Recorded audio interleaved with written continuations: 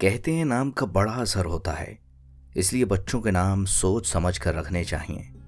میرے بھائی کا نام تو فہد تھا، پر پیار سے فرحاد ہو گیا۔ پھر زندگی نے ایسا غم دیا کہ اس کا حال آج دیوانوں سے بھی برا ہے۔ میرے والد کی ملازمت ایبٹ آباد میں تھی۔ یہ علاقہ ان کو اتنا پسند آیا کہ انہوں نے یہاں ایک پلاٹ لے لیا۔ کہتے تھے میں ریٹائرمنٹ کے بعد اپنا گھر یہیں بناؤں گا۔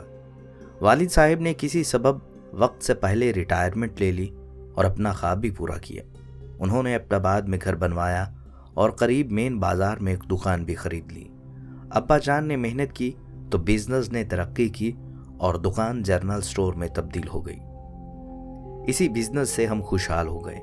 کچھ عرصے بعد وہ بیمار ہو گئے تو سٹور میرے بھائی ارسلان اور فہد نے سنبھال لیا۔ دونوں باری باری جنرل سٹور پر جاتے تھے۔ فہد کو گھر میں سبھی پیار سے فرحاد بلاتے تھے۔ اس کو بھی عادت پڑ گئی۔ جب بھی کوئی نام پوچھتا تو وہ فوراً ہی اپنا نام فرحاد بتا دیتا۔ آخر اسی نام نے ایک دن اس سے خوشیاں چھین لی۔ اس کو ایک لڑکی ملی جس کے فراق میں اسے ایسی چپ لگی کہ وہ اپنے حواس میں نہ رہا۔ وہ اپنی بھولی بھالی آنکھوں سے ہر کسی کے چہرے کو تکتا رہتا ہے، یا پھر کسی ویرانے میں درخت کے نیچے جا بیٹھتا ہے اور پتے گنتا رہتا ہے۔ اس کو اپنی دکان سے بڑا پیار تھا۔ جمعہ کے دن وہ دکان کھول کر بیٹھ جاتا۔ ایک دن جانے کیا اس کے جی میں سمائی کہ سٹور بڑے بھائی کو سونپ کر نمائش دیکھنے چلا گیا۔ ابھی تھوڑی دور گیا تھا کہ اس کو لڑکیوں کا ایک گروپ آتا دکھائی دیا۔ شاید وہ شاپنگ کرنے نکلی تھی اور ہمارے جنرل سٹور کی طرف آ رہی تھی۔ فرحاد واپس پلٹا اور اپنی سیٹ پر آ کر بیٹھ گیا۔ اس نے بڑے بھائی پر کچھ ظاہر نہ کیا۔ یہ 3 لڑکیاں تھیں، ان میں سے ایک جو اپنی خوبصورتی کی وجہ سے بہت نمایاں تھی۔ اس نے کچھ چیزیں دیکھیں اور مختصر خریداری کر کے یہ چلی گئیں، لیکن وہ لڑکی پل بھر میں ہی میرے بھائی کے دل پر گھاؤ ڈال گئی۔ فہد نے دوبارہ دکان بھائی کے حوالے کی اور اس کے پیچھے چل پڑا۔ وہ جس دکان پر جاتی یہ اس کے پیچھے پیچھے جاتا۔ اس کا جی چاہا کہ لڑکی کو روک کر اس کا نام پوچھے، مگر اس میں اتنی ہمت نہ تھی کہ بازار میں بات کرتا۔ آخر کار اس نے بہانے سے روک کر کہہ ہی دیا کہ آپ میری دکان پر یہ پرفیوم بھول کر آ گئی تھی، یہ لیجئے۔ اس نے مسکرا کر پرفیوم رکھ لیا۔ حالانکہ یہ پرفیوم کی شیشی جو اس نے خریدی تھی وہ اس کے شاپنگ بیگ میں موجود تھی۔ فرحاد کی خوشی کی انتہا نہ رہی۔ وہ دکان جانے کی بجائے گھر آ گیا۔ ساری رات بے چینی سے گزری۔ اسے نیند بالکل بھی نہیں آ رہی تھی۔ جب آنکھیں بند کرتا اس پری پیکر کا چہرہ اس کے سامنے آ جاتا۔ صبح دکان کھولی تو فون کی گھنٹی بجی۔ فون پر کوئی لڑکی تھی۔ بھائی نے پوچھا آپ کون ہیں اور کس سے بات کرنی ہے؟ اس نے جواب دیا کہ کل آپ کی دکان پر شاپنگ کرنے آئی تھی۔ آپ نے ایک فاضل پرفیوم کی شیشی مجھے دے دی، جبکہ خریدی ہوئی تو میرے بیگ میں موجود تھی۔ اب ایک واپس کرنی ہے۔ میں یہاں اسکول ہاسٹل میں ہوں، اگر آپ آ کر اپنی امانت واپس لے جائیے۔ وہ شام کو اس کے ہاسٹل گیا، پرفیوم نہ لیا بلکہ اصرار کر کے اس کو دے دیا۔ البتہ دونوں میں کچھ باتیں ہوئیں اور اس کے بعد فون پر باقاعدگی سے باتیں ہونے لگیں۔ اس لڑکی نے جب بھائی سے اس کا نام پوچھا تو اس نے سادگی سے فرحاد بتا دیا۔ لڑکی نام سن کر ہنس پڑی۔ میرے بھائی نے سوال کیا تمہارا نام کیا ہے؟ کہنے لگی اگر تمہارا نام فرحاد ہے تو میرا نام شیریں ہے۔ دونوں آپس میں نہیں ملتے تھے، البتہ فون پر رابطہ رکھتے تھے۔ ایک دن اس نے بتایا کہ اس کے گھر والے اسے لینے آ رہے ہیں کیونکہ سالانہ امتحان کے پرچے ختم ہو گئے ہیں۔ اب وہ ہاسٹل سے چلی جائے گی۔ فرحاد یہ سن کر اداس ہو گیا۔ اگلے دن وہ دکان پر خدا حافظ کہنے آئی۔ اس کو اپنی بہنوں کے لیے کچھ چیزیں بھی خریدنی تھیں۔ بھائی کو اداس دیکھ کر شیری کی آنکھوں میں بھی آنسو آ گئے۔ وہ چلی گئی تو میرے بھائی کا بھی دکان پر دل نہ لگا اور وہ بھی گھر آ گیا۔ راستے میں اسے بڑا بھائی ملا۔ فرحاد کدھر جا رہے ہو؟ دکان پر کس کو چھوڑ کر آئے ہو؟ بھائی جان میری طبیعت ٹھیک نہیں ہے، دکان بند کر کے گھر جا رہا ہوں۔ فرحاد کو پتہ نہ چلا کہ اپنی سوچوں میں مگن وہ گھر سے کافی آگے نکل آیا ہے۔ لیکن تم تو گھر سے کافی دور آ گئے ہو۔ اچھا، وہ شرمندہ ہو گیا۔ یہ بے خودی کی وہ کیفیت تھی جس پر اس کا اختیار نہ تھا۔ اگرچہ اس کی محبت صاف ستھری تھی، مگر آج دل کی عجیب کیفیت تھی۔ آج سارا ماحول اجنبی اجنبی لگ رہا تھا۔ خاموشی سے کمرے میں جا کر لیٹ گیا۔ ماں نے کھانے کا پوچھا تو آنکھوں سے آنسو روا ہو گئے۔ امی نے بیٹے کی یہ حالت دیکھی تو ان کی چیخ نکل گئی۔ ماں کی چیخ پر گھر والے دوڑے آئے۔ والد صاحب نے پوچھا کیا بات ہے؟ فرحاد نے کہا سر میں درد ہے، طبیعت ٹھیک نہیں ہے۔ وہ فوراً ڈاکٹر کے پاس لے گئے۔ डॉक्टर ने चेक किया लेकिन कोई बीमारी न जान सका। जाहिर है बीमारी तो कोई और न थी मगर ऐसा मर्ज था जिसका इलाज डॉक्टर के पास न था। फरहाद को फिर भी डॉक्टर ने ब्लड टेस्ट के लिए अस्पताल में दाखिल कर दिया। तीसरे रोज वो अस्पताल से भागकर घर आ गया क्योंकि शीरीं की याद उसको अंदर ही अंदर खा रही थी। फोन का इंतजार था, तभी दुकान पर आ बैठा। दिल को दिल से राह होती है। दुकान आए थोड़ी ही देर गुजरी थी कि फोन आ गया। वो कह रही थी, जब से घर आई हूँ दिल नहीं लगता, तुम्हारी याद ने मुझे बहुत अफसुर्दा कर रखा है। मैं इसी उदासी से निकल ही नहीं पा रही हूँ। खाने को जी नहीं करता और ना कुछ करने को। खुदा जाने मुझे क्या हो गया है, लगता है मैं मर जाऊंगी। मैं तुमसे मिलना चाहती हूँ। उसने फरहाद को जगह बताई। वो जगह एबटाबाद से 100 किलोमीटर दूर थी। फरहाद अगले दिन वहां पहुंचा। आध घंटे के इंतजार के बाद वो आती दिखाई दी। अपनी एक सहेली के साथ आ रही थी। आते ही कहा, रांझा, जानती न थी कि आप मेरे दिल में इतनी मोहब्बत बसा लोगे। अब मैं तुम्हारे बगैर ना रह सकूंगी। तुम्हें मुझसे शादी करना होगी। उसकी बेबाकी पर फरहाद मुंह तकता रह गया। किस सोच में खो गए हो? क्या तुमको मैं पसंद नहीं? ये बात नहीं, पहले तो तुम्हारे घर वालों से बात करना होगी। वो राजी होंगे तो मैं अपने घर वालों से बात करूंगा, लेकिन मुझे तो डर है कि मेरे घर वाले भी राजी ना होंगे। वो भी ये बातें कर ही रहे थे कि सामने कुछ लड़के आ गए और उनके पास आकर खड़े हो गए। शीरीं उनको देखकर घबरा गई।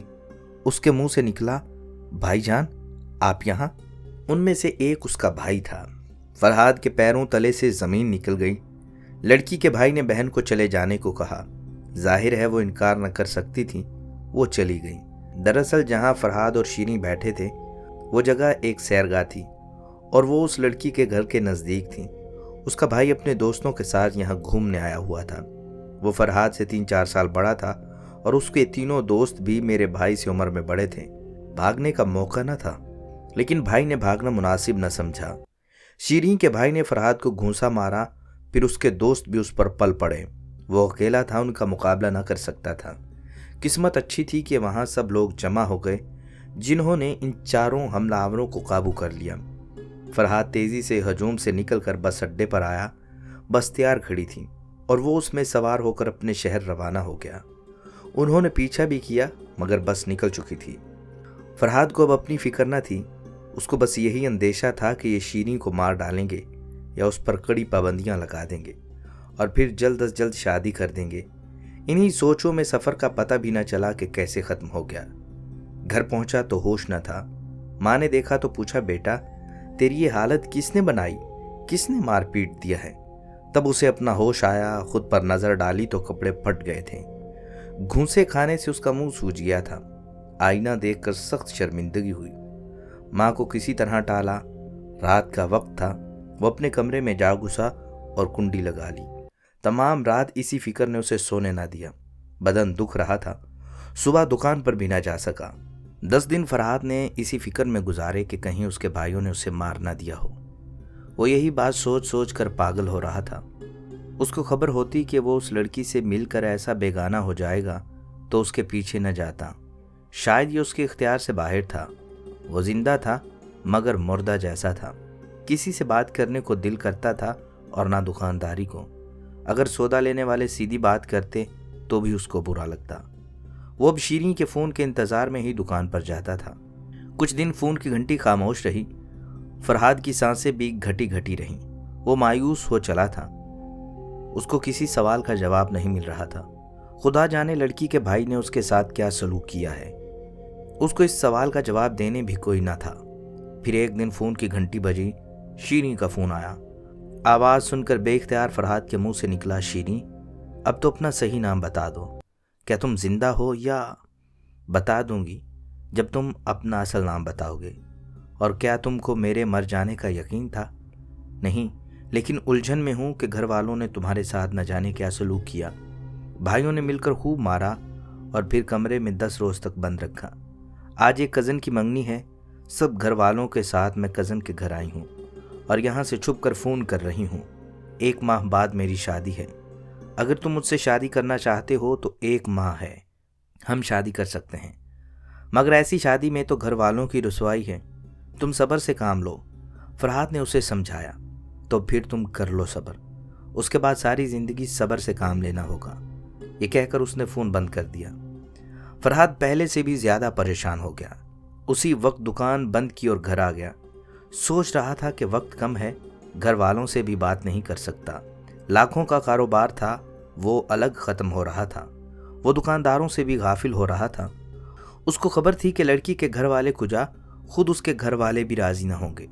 बड़ा भाई किसी ज़रूरी काम से पेशावर गया हुआ था। फरहाद ने 8 दिन दुकान ना खोली, खराबी तबीयत का बहाना किए रखा। 9वें दिन वालिद साहब के असरार पर दुकान खोली तो फ़ोन की घंटी मुसलसल बज रही थी। रिसीवर उठाया।